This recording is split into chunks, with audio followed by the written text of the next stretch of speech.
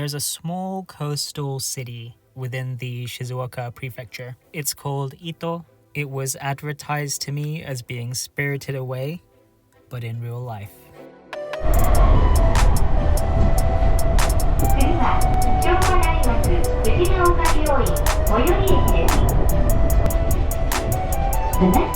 I was told that there's a ryokan there which is over 100 years old. If that is not exciting enough, I can confirm the train journey there is absolutely stunning.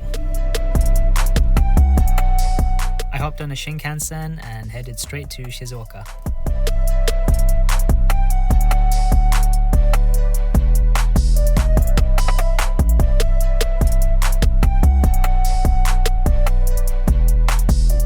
I'm not even going to talk for this part, just go ahead and witness the majestic view for yourselves.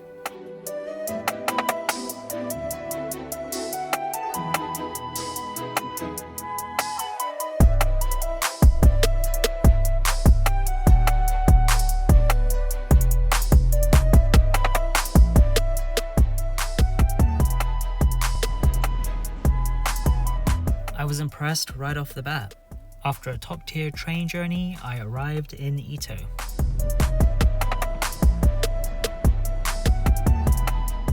Ito is very lively. There are a lot of seafood restaurants, which makes sense as it is a coastal city. I let Google Maps be my guide and wandered down this alleyway. I passed some locals, saw some very tempting restaurants to try. I even spotted some pachinko parlors. They're absolutely everywhere.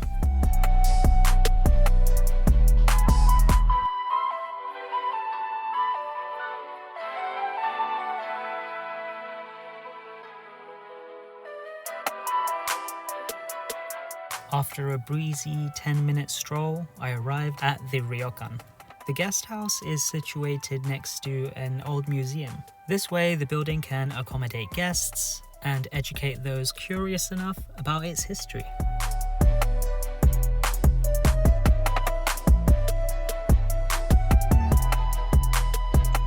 For those of you who may not know, a ryokan is a traditional Japanese guest house. At reception, I was told that there was a free 24-hour onsen for guests.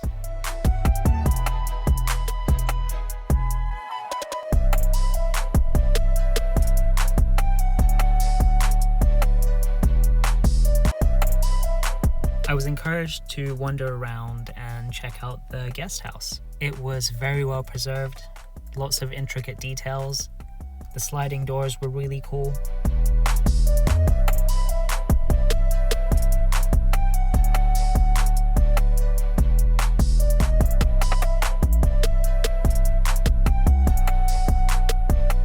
In ryokan, you sleep with futons on the floor. It's up to you to make your bed. I chose to go for a hostel-style room. It had a really cool view.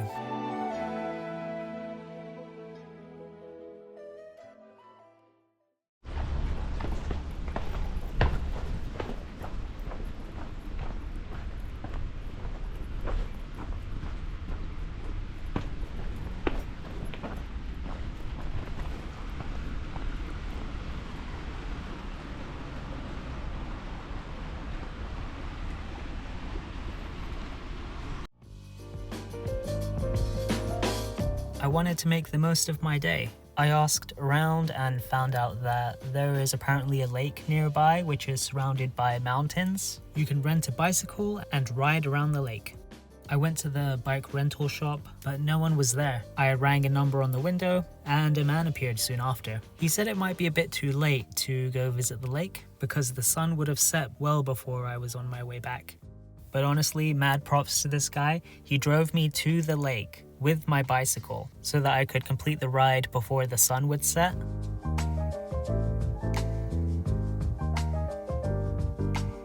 His English was pretty good. We were talking about sakura season and how some trees bloom earlier than others.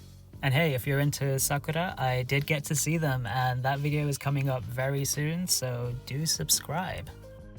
He pointed out landmarks so I wouldn't get lost on my way back.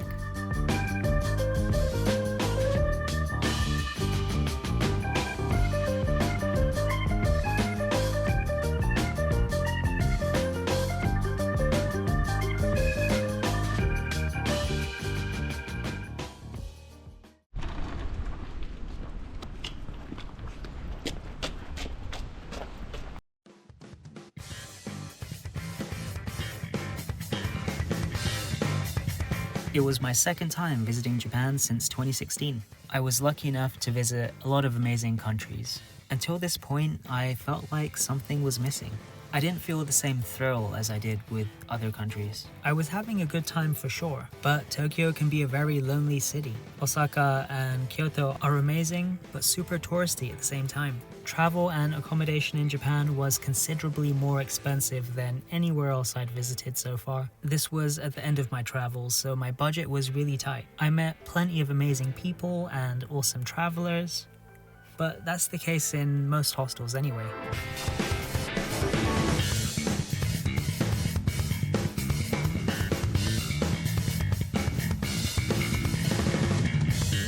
Although all of that changed quickly, I stopped thinking and started living in the moment. Amazing things started happening. I began to embrace Japan a lot more. The simple act of riding your bike alongside a lake during the sunset, experiencing kindness from strangers you've never met before, and exploring well-preserved ancient sites. As I adapted to the country, I began to see it in a new light and started to feel less like a visitor. Everywhere I stayed had a great kitchen. I was able to go to superstores, which are cheaper than konbinis by the way, and cook for myself. It took a while, but I learned how to use the public transportation efficiently, and you can never go wrong with the food here. As I began to learn the Japanese language, it was much easier to forge bonds with the locals. I started to appreciate each city as its own. It got me so excited for what the next 2.5 months would look like. I began rapidly adding things to my bucket list. Mountains to climb, cities to visit, food to try. The list was absolutely endless. These would be the last weeks of my adventure. How could I not go all out?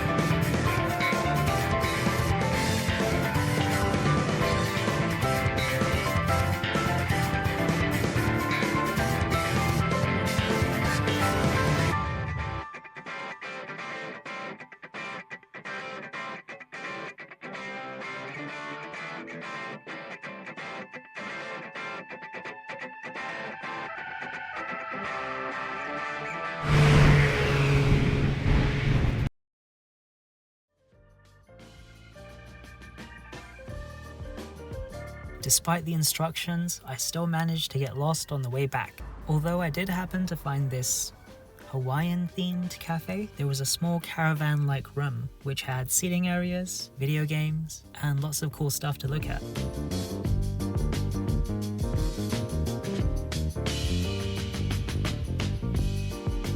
The cafe had all kinds of Hawaiian-themed souvenirs, delicious treats, and they made amazing coffee. I might have spent too long here because it was completely dark outside when I realized it was time to go.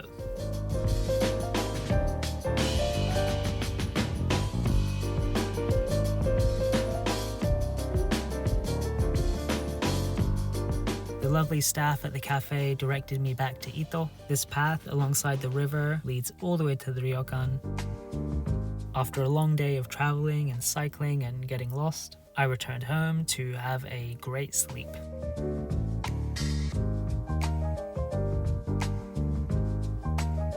Hi guys, thanks so much for watching the video. I hope you enjoyed this one. I've been super excited to share my journey. Thanks for checking it out. In the next video, I'll be exploring more of Shizuoka. It would mean a lot to me if you could like the video, comment any thoughts you have, and subscribe to keep up with the next adventures. Thanks so much for watching, and I'll see you in the next adventure.